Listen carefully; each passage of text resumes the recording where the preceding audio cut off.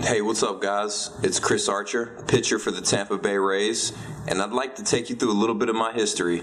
Tune in, it's a good story. I was born and raised in a small town right outside of Raleigh, North Carolina, called Clayton. Growing up in a small town, it was kind of cool. I mean, you go everywhere and everybody pretty much knows everybody else, but deep down inside of me, I always knew that there was more out there for me personally. My parents, Donna and Ron Archer, biologically speaking, they are my grandparents, but they've been mom and dad from day one for me. As a kid, my life revolved around sports. I played everything. I did karate, I played soccer, basketball, football, and baseball, obviously. I started playing baseball at the age of 5, and I don't know, there was always a love. Whenever I was a kid, my dad, I remember he told me I had $1 million arm. I didn't even know what that really meant. I just knew that he thought that I had a special arm.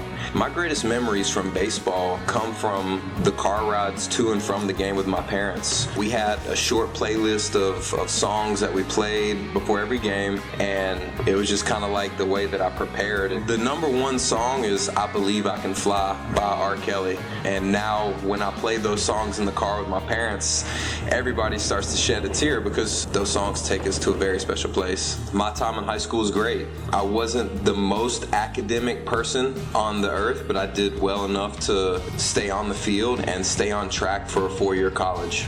Originally, I signed a letter of intent with the University of Miami to play baseball. I never thought that a high-level school academically and athletically would be pursuing me, but they did. A few months after I decided to go to University of Miami, the Cleveland Indians drafted me in the 5th round, and part of that package was the ability to go back to college if I was ever injured or if baseball didn't pan out. So I decided to take that as opposed to going to college, and got started with my professional career a few months after that. The transition from high school to low-level minor league baseball was not very easy.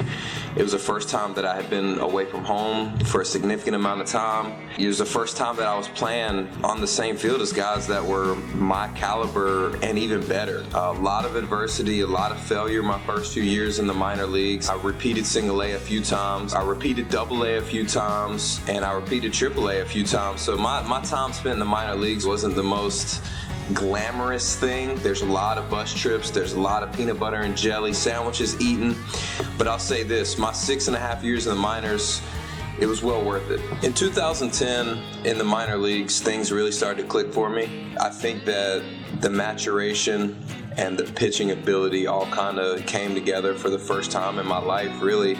Because in high school, I would just throw fastballs by everybody and not have to actually pitch.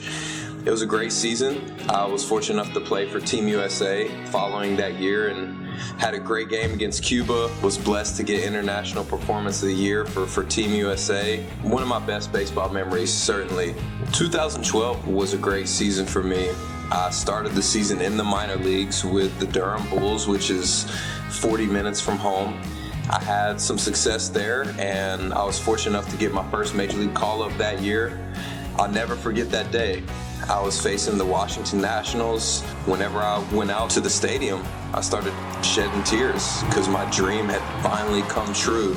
In 2013, I was finally able to reach the major leagues and stick, and it was awesome. To be able to take the ball once every 5 days in the major leagues and have some success was very rewarding, but it was fuel because I pitched well, but I could have done much, much better. In 2014, prior to the season, I was fortunate enough to be offered a contract by the Tampa Bay Rays, and I jumped on the opportunity. First and foremost, financial security for myself, but also I wanted to look out for my family. I wanted my family to be completely debt-free. I wanted them to be able to kind of relax a little bit and just watch their son play baseball with no worries. 2015, I would say, has been my best year to date in the major leagues. I was fortunate enough to make the All-Star team. Anytime I have an achievement like that, I continue to work. It continues to fuel me because I want that feeling over and over and over again. I want to be a force out there. I want my teammates to know that every time I take the ball, I'm going to give you high-level, high-intensity stuff. This year in spring training, I was again blessed to represent the country, this time on the highest possible stage, the World Baseball Classic. It was a special experience, taking the field, taking the ball for the country on the highest stage. A part of me wanting to play in the World Baseball Classic this year, I wanted to prove that the USA was the best baseball country in the world. So this year it was important for me to get on the phone with a couple guys and really encourage them to be there. Being in the clubhouse with all the American-born stars of today was something that I may never experience ever again. And that is my number one baseball experience so far. Living in St. Pete's awesome. Obviously, we have water. It's very peaceful, very calming. The off-season weather is perfect. I'll sit on my back porch or I'll go to the beach and just hang out, relax, read. I was encouraged by a very close friend to read one book a month, and I've pretty much done that since I was 17 years old.